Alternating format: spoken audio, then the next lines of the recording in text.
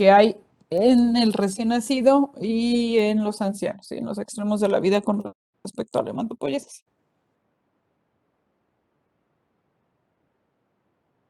Bueno, primero ya habíamos comentado la clase pasada que un recién nacido prácticamente en todas las cavidades medulares o en todas las cavidades óseas hay médula ósea funcional, o sea, está produciendo sangre.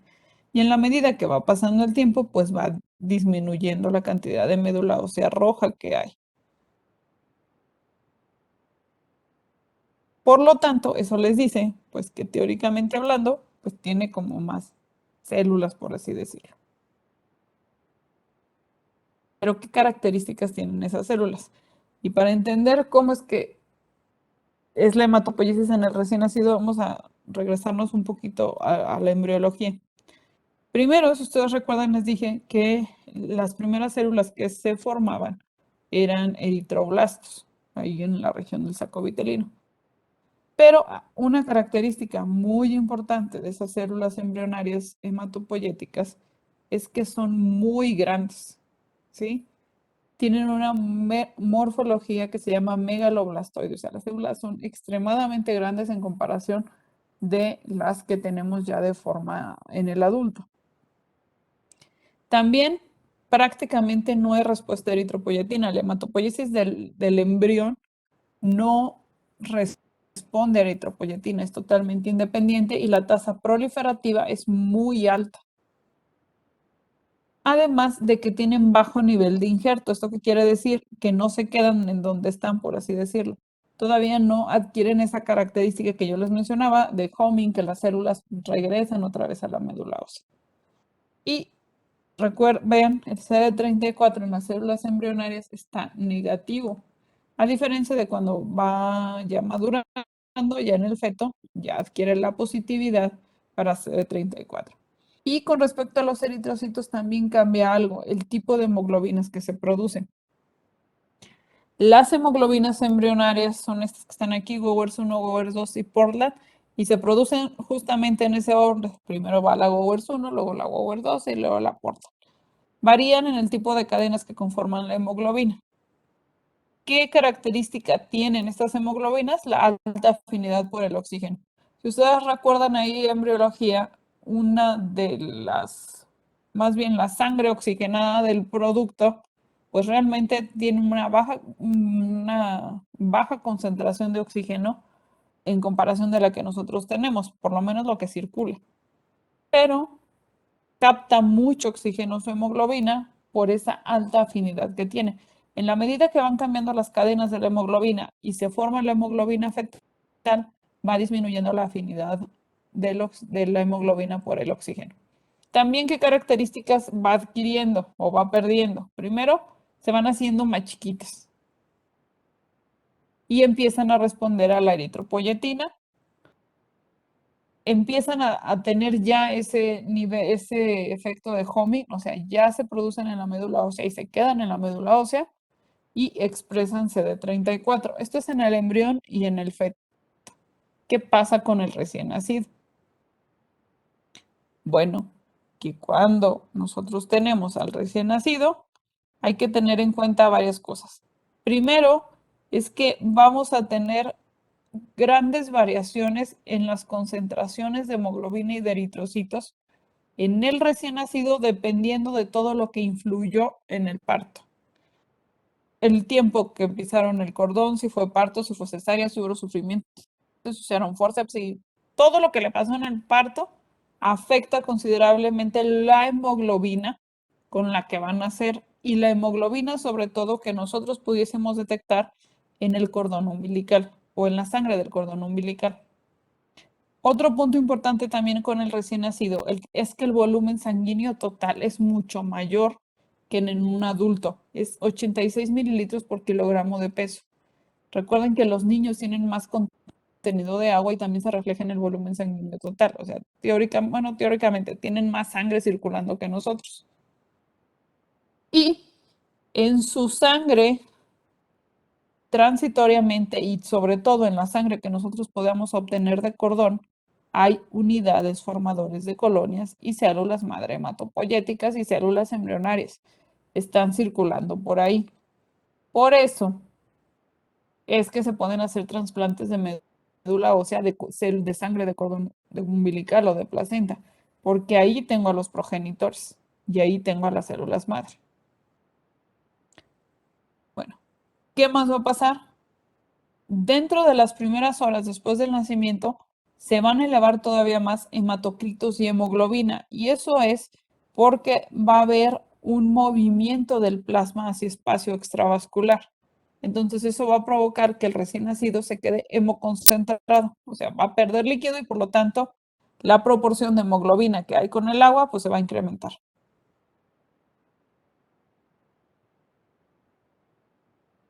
¿Qué más?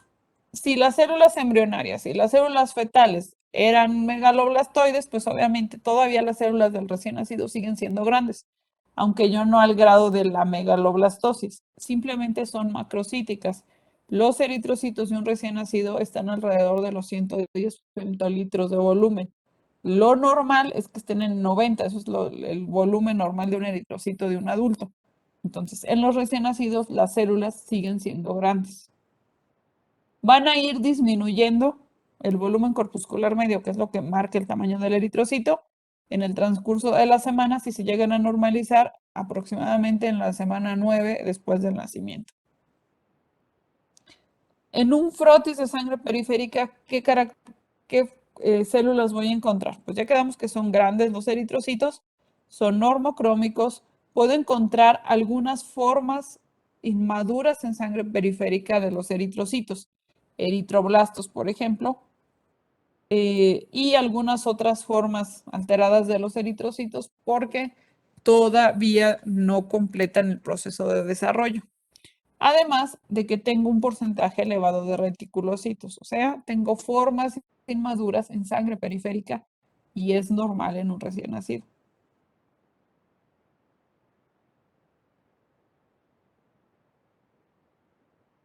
¿Qué más? Bueno, la eritropoyetina, si nosotros la medimos en cordón umbilical, está presente, pero en el recién nacido va a disminuir en las primeras semanas. ¿Sí? Baja la eritropoyetina y si baja la eritropoyetina, baja la hemoglobina. Entonces, un recién nacido puede tener una anemia fisiológica que está condicionada por la disminución de la eritropoyetina. Tiende a ser más pronunciada o más profunda cuando es prematuro, pero se va a recuperar una vez que se recuperen los niveles de eritropoyetina, que más o menos es en el día 60. ¿Sí? O sea, más o menos tarda 2 meses en normalizar los valores de hemoglobina. Un pequeño porcentaje de los recién nacidos también pueden cursar con síndrome de hiperviscosidad y eso es porque haya muchos eritrocitos y el hematocrito está entre un 65 y 70% y en un pequeño porcentaje se puede volver sintomático, o sea que sí les causen alteraciones al recién nacido, como puede ser irritabilidad, hipotonía, temblor, pobres reflejos de la succión y incluso ahí, en algunos casos, pues a lo mejor se tendría que hacer alguna flebotomía o sangría para disminuir esa hiperviscosidad, pero les digo, esto es en un pequeño porcentaje. Y otra característica importante es que la vida media de sus eritrocitos es menor. Si ustedes recuerdan, la vida media de un eritrocito es aproximadamente 120 días. En cambio, en los recién nacidos solamente la vida media son alrededor de 70 días.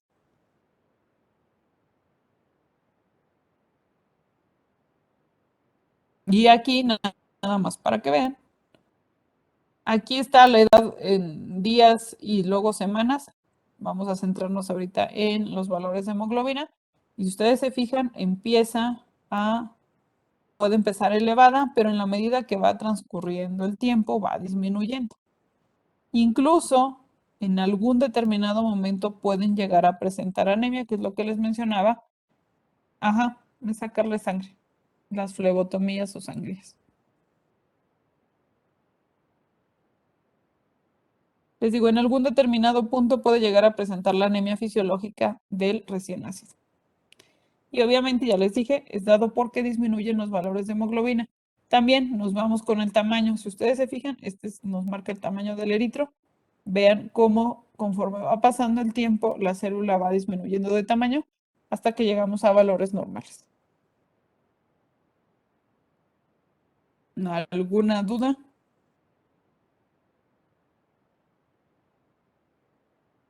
¿No?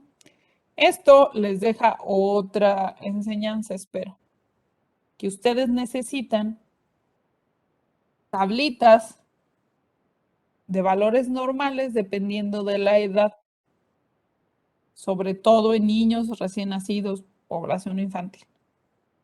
Y eso prácticamente es para toda la biometría. Entonces, hay que compararlos con la edad. En los niños no aplica los valores que vamos a ver después, que ya para los adultos. Dependiendo de la edad del bebé, es los valores normales que nosotros vamos a estar manejando. Porque si yo veo esto y me olvido de que tiene un día de nacido, pues voy a andarle diagnosticando algo. ¿Ok? Entonces, tengo que valorar la biometría dependiendo de la edad.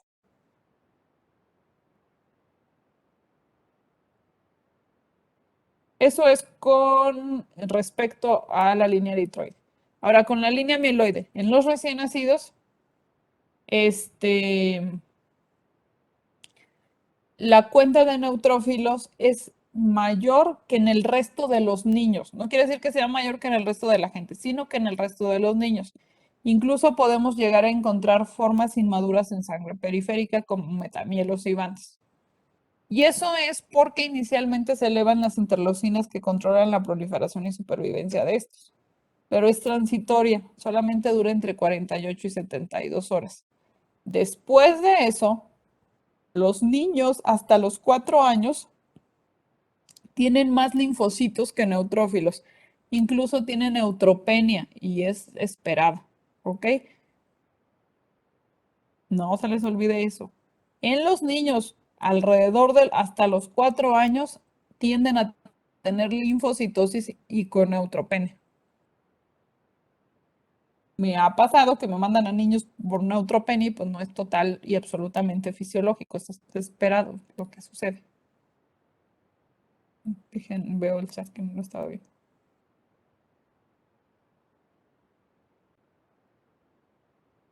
Ah, no. Ah, sí, las neutropenias, en parte. O tenían que ser neutropenias muy profundas como para que lo sospecharas. Generalmente las neutropenias son leves, ahorita vemos las tablitas, pero sí.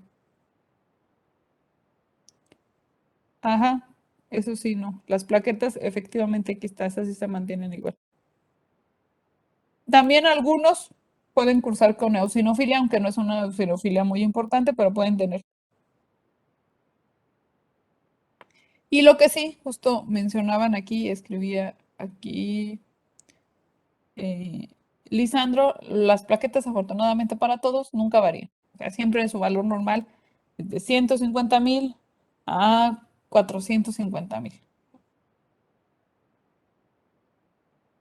Y aquí vamos a ver los leucos. Otra vez, leucocitos. Inicialmente tenemos pues una leucocitosis transitoria que es a expensas de neutrófilos, pero a partir de este momento la cuenta cae, ¿ok? Y los niños tienden a tener más linfos que neutros. Incluso vean el rango. Es normal las neutropenias leves, o sea, 1000 neutros es esperado, es fisiológico en los niños y van a cursar con linfocitosis.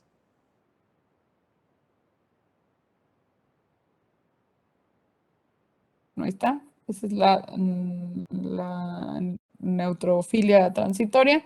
Y luego que les digo que pueden llegar a tener, o es común hasta los 4 años, que tengan neutropenia con linfocitosis y es normal. Eso es por los niños. ¿Dudas de los niños? Entonces, acuérdense, necesitan tablas para valorar las biometrías de los niños, ¿eh? Valores normales. ¿Qué pasa? Sí, sí, son complicados. Que los valores normales que les reportan los laboratorios, pues son de los adultos, no son de los niños. Entonces, hay aplicaciones donde vienen los valores normales o hay tablas, por ejemplo, como estas que les enseñé, para que tengan en cuenta cuando valoren biometrías de niños. Ahora, con los ancianos. ¿Qué pasa con ellos? Bueno, pues igual, la médula ósea sufre cambios con la edad, igual que todos los órganos, y pues el proceso de hematopoiesis se ve afectado. Así como prácticamente la celularidad en un recién nacido es del 100% y hay en todos los huesos, con la edad, la celularidad y el lugar donde hay médula ósea se va reduciendo. Entonces, la celularidad disminuye hasta abajo del 30%. Vean, con cada década que pasa, va disminuyendo la celularidad en la médula ósea. Y es así como podemos ver una médula ósea, por ejemplo, de un recién nacido, donde se ven células por todos lados, comparado a lo mejor ya con un anciano, que esto es perfectamente normal. Por lo tanto, la celularidad de la médula ósea se valora con respecto a la edad. A lo mejor. Entonces, tomen en cuenta eso. La celularidad cambia. ¿Qué más? Pues el timo. Obviamente, si hay una regresión importante en la pubertad, pues ya prácticamente en los ancianos no debe de haber tejido tímico. ¿Qué ocasiona esto? Bueno, uno, que entre más años tengan, suelen tener anemia. Es una anemia que generalmente es leve, pero aparte de que es porque hay una disminución importante en la celularidad, es porque también hay otras enfermedades que tienen que también les pueden exacerbar todavía más la anemia. Entonces, la anemia de la edad avanzada pues puede ser multifactorial, pero tomen en cuenta que una anemia leve en una persona mayor pues puede ser simplemente por eso, por la edad. Si tienen una baja celularidad, o sea, si ustedes tuvieran una baja celularidad,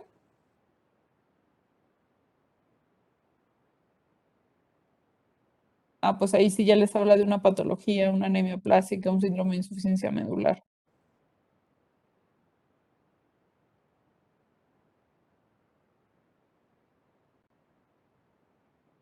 La anemia leve, no.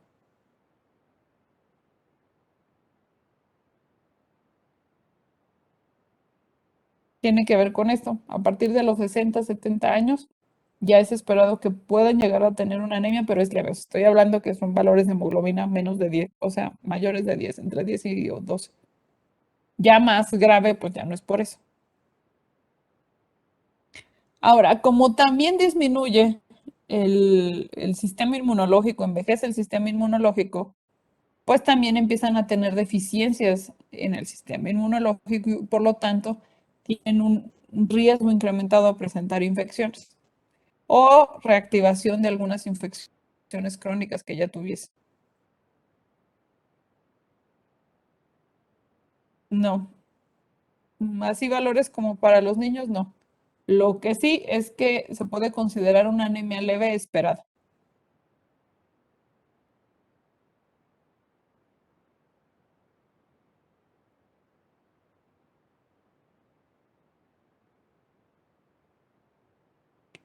Bueno, es lo que ya mencionábamos, el cambio más evidente es la disminución en la celularidad, pero eso es algo importante que está aquí. No implica que vaya a haber hematopoiesis extramedular, ¿ok? La hematopoiesis en los adultos a cualquier edad fuera de la médula ósea es patológico. Ustedes no pueden encontrar nichos hematopoyéticos en el vaso. Algo está mal si eso está sucediendo. Ahora, también con la edad se van acumulando mutaciones, obviamente, en todas las células y con mayor medida en las células hematopoyéticas, porque son células que están en constante división, entonces es fácil que adquieran mutaciones. ¿Y qué trae con eso? Que empiezan a tener cambios dispoyéticos, o sea, las células empiezan a formarse mal, por así decirlo, y generan alteraciones morfológicas y funcionales. No siempre hay cáncer. Pueden terminar en algunas neoplasias, pero no, o sea, son simplemente cambios en la morfología y en el funcionamiento, que en algunos determinados casos sí pueden llegar a terminar en alguna patología, pero no siempre. Bueno, es lo que les mencionaba. Vean, de los mayores de 65 años, 11% tienen anemia y de mayores de 85, 26% tienen anemia. Y generalmente lo que les mencionaba es multifactorial, o sea, hay un acúmulo de factores que tienen estas personas que les favorecen tener anemia. También es común que tengan neutrofilia, leves, pero sí las tienen, y linfopenia, porque hay un agotamiento del sistema inmunológico y pues por eso disminuyen los linfocitos. Y eso fue todo de esto. No sé si tengan dudas, preguntas. ¿No?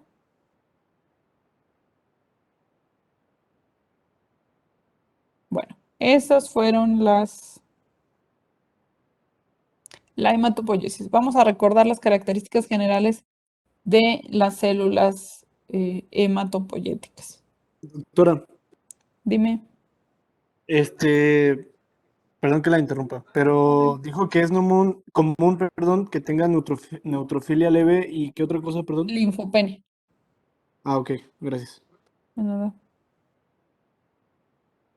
Doctora, una pregunta más. Eso que vimos al final está en el... Deme un segundo.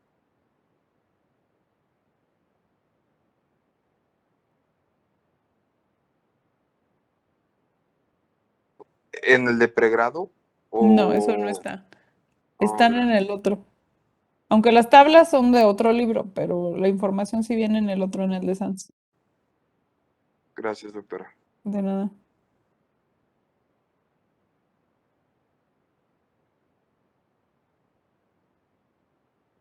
¿Alguna otra duda? ¿No? ¿Todo bien? Bueno, este es un repaso rápido. Desempolven sus conocimientos de inmuno. Pues ya casi lo vimos. Estos son los leucocitos, ¿no?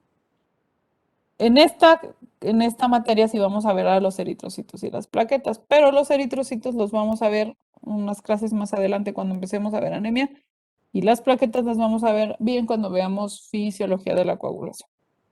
Entonces ahorita vamos a recordar nada más a los leucocitos. Entonces, dentro de los leucocitos, recuerden que el más abundante de todos es este que está aquí, que es el neutrófilo polimorfo nuclear o segmentado. Tiene muchos nombres. El tiempo que tarda en todo el proceso de hematopoiesis del neutro es aproximadamente 7 días y va a pasar pues por todos sus estadios de maduración, que son estos, son las células que vamos viendo, que es mieloblasto, promielo, mielocito, metamielo, banda, y finalmente los neutrófilos o los polimorfonucleares. Recuerden que la característica importante del neutrófilo es precisamente la segmentación de su núcleo, que puede llegar a tener de 3 a 5 lóbulos.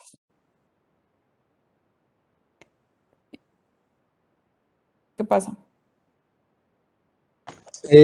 Yo me quedé con una duda porque leí que en la granulación primaria, no, perdón, en la secundaria, estos neutrófilos expresaban mieloperoxidasa, más bien no expresaban para mieloperoxidasa, pero ya después sí lo expresaban, o algo así, pero bueno, como que en eso me confundí, no sé si me puede explicar bien, si sí lo Ahorita vemos. expresan o no lo expresan. Los secundarios no la tienen, lo que los tienen son los primarios.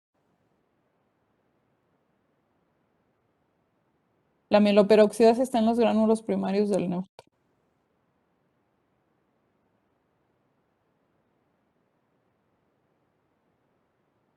¿Y qué más? Bueno, es el más abundante, de 50 a 70% de todos los leucos en sangre periférica son neutros. Y justamente es lo que decía ahorita Víctor, tenemos dos tipos de gránulos principales en los neutrófilos, que son los gránulos primarios y los gránulos secundarios. Los gránulos primarios, que son los que se adquieren en la etapa de promielo, esos son los que tienen la mieloperoxidasa. Y la mieloperoxidasa es característica de esta célula. Si no tienen mieloperoxidasa, no son neutros. Y pues van a tener las otras enzimas que son necesarios para el proceso de fagocitosis, que recuerden que pues es un fagocito. Tienen lisosimas, elastasas, colagenasas y demás.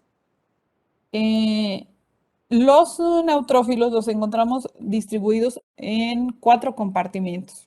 ¿ok? Tengo el compartimento de la médula ósea, que obviamente son los que están en proceso de maduración. Tengo el compartimento de sangre periférica, que son los que están circulando por el centro del vaso. Tengo los que están marginados, que son estos que dicen que son el 60%, que esos son los que están pegados a las paredes de los vasos sanguíneos. Y finalmente tengo el último compartimento, que son los que están en los tejidos. Entonces, la mayor proporción de todos los neutros se encuentran marginados y están ahí listos por si son requeridos hacia los tejidos, pues por algún estímulo. La vida media en los tejidos es de 3 días, pero vean la vida media en sangre periférica, es de 3 a 12 horas. Eso tan solo para que vean la implicación que tiene. Si yo tomara una biometría a las 8 de la mañana y esa persona tuvo alguna infección o algo agudo, si la tomo a las 8 de la noche ya puede tener neutrofilia. Así de rápido puede variar una biometría. ¿Sí? Entonces, si les enseñan una biometría de hace un mes, pues, ¿qué les puedo decir?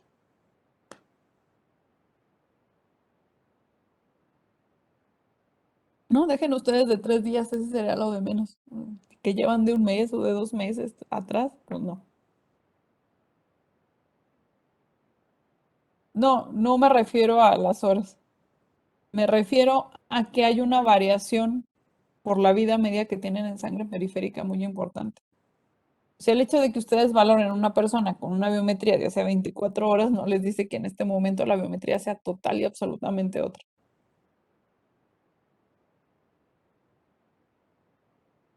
¿Sí? Entonces, para que vean.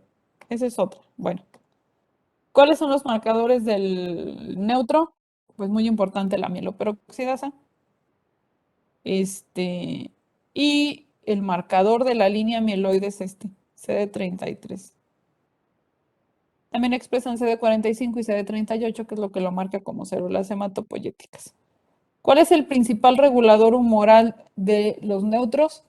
El factor estimulante de colonias de granulocitos. Recuerden que vimos ayer que si disminuye esto, disminuye aproximadamente un 70% de todos los neutrófilos circulantes. Entonces, por eso sirve el filgastrin, porque estimula directamente su producción. ¿Qué median o cuál es su función principal? Pues inflamación y la inmunidad innata, realizar la fagocitosis, ¿no? Y luego tenemos su compañero fagocito, que es este que está aquí, que es un monocito. Si ustedes recuerdan ahí cuando vimos el frotis, eran ahí algo difíciles de ver y tenían muchas formas, ¿no? No es como el neutro que todos se parecen, este tiene los núcleos muy bizarros, por así decirlo. Y algo también característica todavía es que tiene vacuolas. Los monocitos suelen tener vacuolas en el citoplasma, aparte pues, de sus gránulos.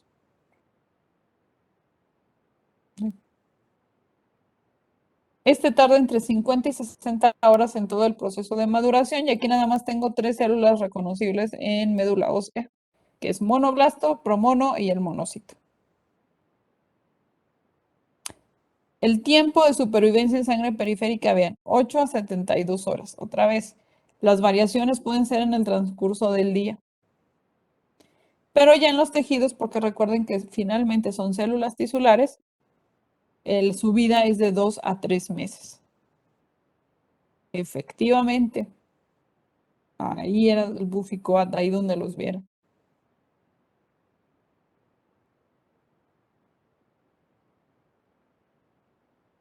También tiene gránulos. El gránulo, muchas enzimas, esterasas, glucuronidasa, catepsina, fosfatasa, peroxidasa. Esta es la enzima característica de los monocitos, que es la lisosima del monocito.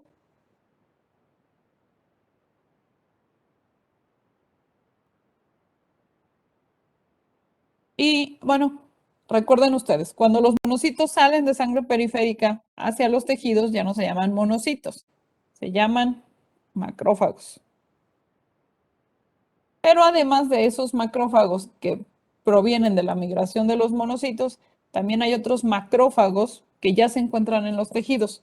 Embriológicamente hablando, y su origen es el mismo, o sea, provienen de una célula embrionaria hematopoyética que generó la línea, que generó estos macrófagos que se quedaron ya en los tejidos y que están ahí con la función de que cuando entran los agentes nocivos, pues los detectan rápido y los fagocitan. ¿Qué pasó? ¿Por qué tienen tantos nombres? Bueno, pues a medida que fue avanzando la histología y que fueron describiendo las células de los tejidos, pues les fueron dando nombre, ¿no? Pero ya años después, muchos años después, pues descubren que son macrófagos y que tienen el mismo origen.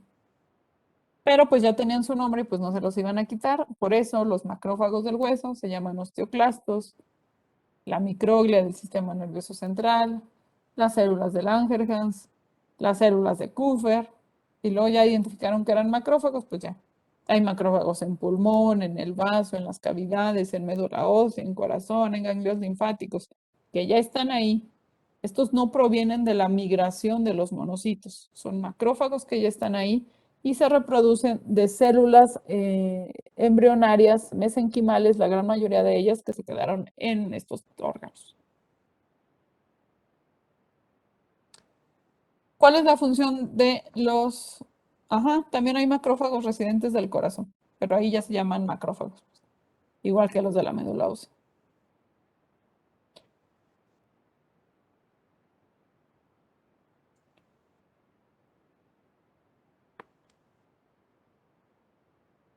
Bueno, ¿cuál es la función? Pues ya saben, fagocitosis.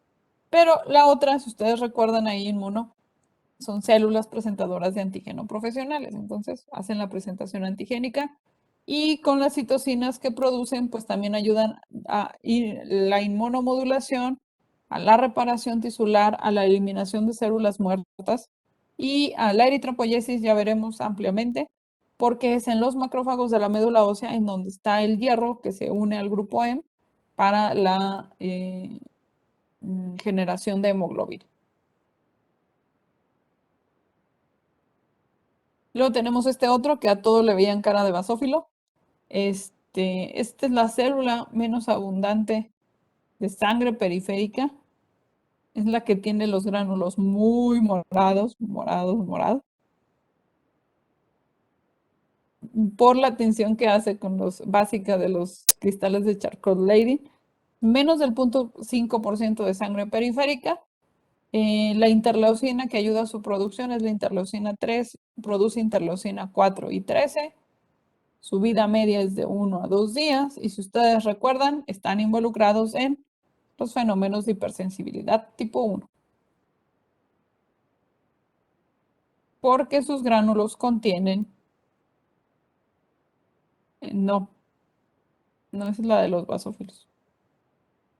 Los eosinófilos tienen otras, ahorita las vemos. Bueno, los gránulos tienen histamina, elastasas, leucotrienos, heparinas. Recuerden, tiene el receptor de alta afinidad de inmunoglobulina E que tanto debían de recordar. Tiene funciones de modulación de la respuesta inmunológica, de la inflamación, vasodilatación y activación de músculo liso. Y con los basófilos sucede algo parecido a lo que sucede con los monos. También cuando migran a los tejidos, algunos, no todos, pueden generar estas células que están aquí, que son los mastocitos. Esto es un mastocito. Ahora, mastocitos en sangre periférica no debe de haber. Son células totalmente tisulares. Ahora, existen otros mastocitos que no provienen directamente de la médula ósea, perdón, de los basófilos, sino que provienen de directamente de la célula madre hematopoyética, o sea, lo genera directo, sin generar un basófilo. Y pues ya saben, tienen el receptor de alta afinidad de la inmunoglobulina E, y cuando se activan, liberan, pues ya se la saben, histamina, interleucina 4, interleucina 13, leucotrienos, prostaglandinas, que si ustedes recuerdan ahí, inmuno, hipersensibilidad tipo 1, todo por los mastocitos. Ahora es lo que les decía. que hay algunos mastocitos que provienen directamente de una célula madre hematopoyética y otros son basófilos que generaron un mastocito. Y finalmente tenemos al eosinófilo, que eran los rojitos con los gránulos. Fue descrito por Paul Ehrlich. Estos son las células cebadas, los eosinófilos.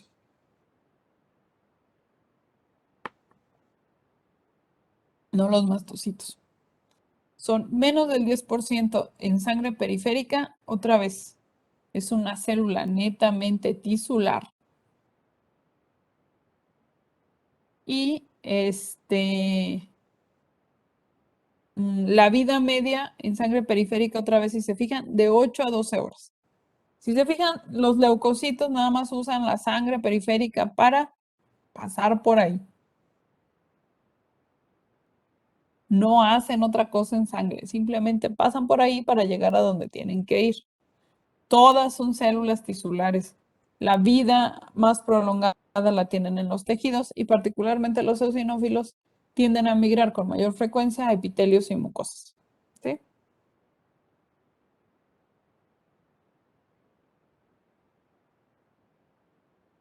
¿Qué interleucina es importante para su producción? Interleucina 5 es la que prácticamente controla todo del eosinófilo, si ustedes recuerdan. Si hay una elevación de interleucina 5, seguramente voy a tener una eosinofilia. Ahora sí, los gránulos. Los gránulos hacen que precisamente se tiñan de rojo o de rosita. Tiene gránulos primarios y gránulos cristaloides. Los gránulos primarios tienen lisofosfolipasa A, pero digamos aquí que lo característico del eosinófilo y que hace que se tiñan de ese color son estos, los gránulos cristaloides. Tienen 4 proteínas básicas que son características del eosinófilo, que son esas 4. Proteína básica principal, proteína catiónica eosinofílica, neurotoxina y peroxidasa del eosinófilo, que median las funciones específicas de los eosinófilos. Porque si ustedes recuerdan, aparte de participar en la hipersensibilidad tipo 1, también participaban o son los únicos leucocitos que nos ayudan a la respuesta contra los parásitos, exactamente contra los helmintos. Cebadas por los gránulos. Como veían los gránulos, decían que se parecía a la planta. No me pregunten por qué. Así lo describí.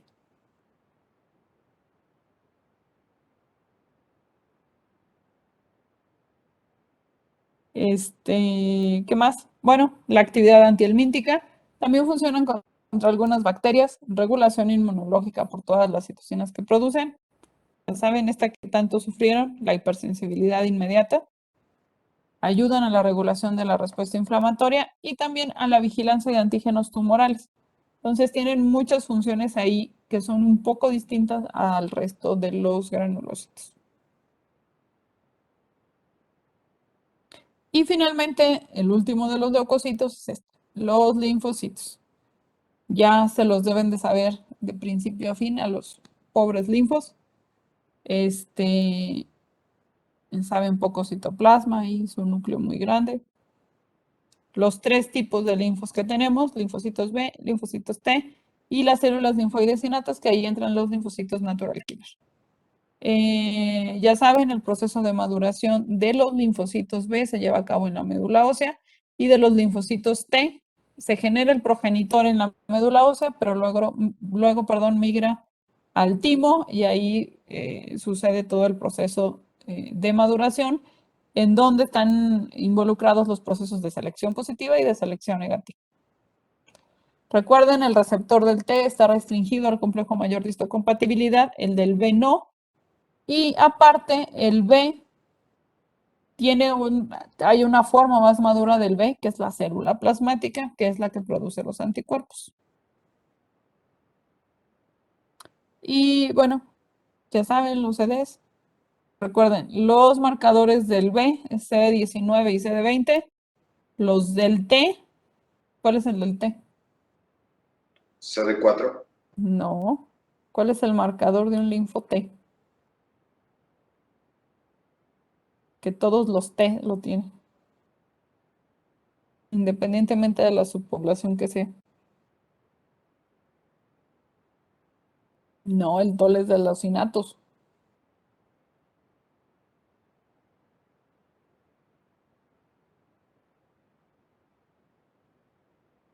El TCR es el receptor, pero ¿cuál es el marcador?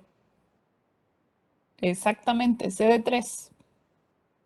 Todos los T tienen CD3, independientemente de si son CD4 o CD8. Todos tienen CD3. Y de las Natural Killer, esa no se la van a acordar, es CD56.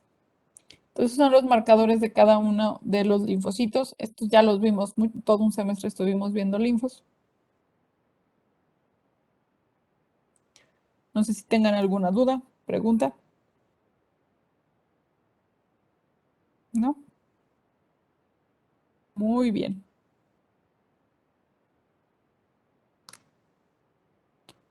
Bueno, pues por hoy acabamos. Nomás les paso lista. Mañana vemos historia clínica.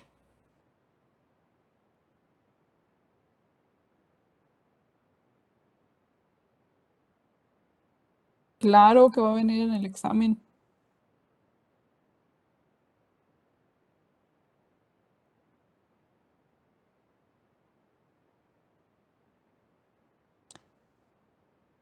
No, también la historia clínica, así como tal, esa también viene en el SANS.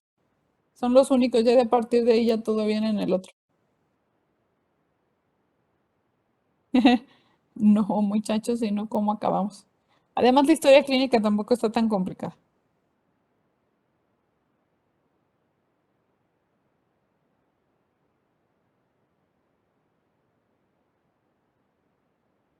Alviso, Presente. Bernal, Presente. Carrillo, Presente, doctora. Buenas noches. Díaz de León, Presente, doctora. Díaz Macías, Presente. Fernández Delgado, Presente. Flores Castellanos, Presente, doctora. García González, Gutiérrez Reyes, Presente. Buenas noches, doctora. hola, Guzmán Rodríguez, Presente. Hernández Méndez, Presente. Jiménez Muñoz, Presente. Loyola Ramírez, Presente, doctora. Martínez Escudero, Presente. Martínez Jiménez, Presente. Martínez Rodríguez, Presente, doctora. Melo Cortés, Presente, doctora. Miranda Domínguez, Presente, doctora. Mojica Ramírez, Mojica, ¿no está? Morales Vázquez, Presente. Reséndiz Rivera, Presente. Rocha Martínez, Presente. Sánchez Rangel, Presente. Tavares Sánchez, Presente. Tomás de Jesús, Presente. Torres Hernández, Dey, Presente. Buenas noches, doctor. hola, Torres Hernández Raúl, Presente. Vázquez Zacarías, Presente. Vite Gómez Presente, doctora. y Vivas Guerrero.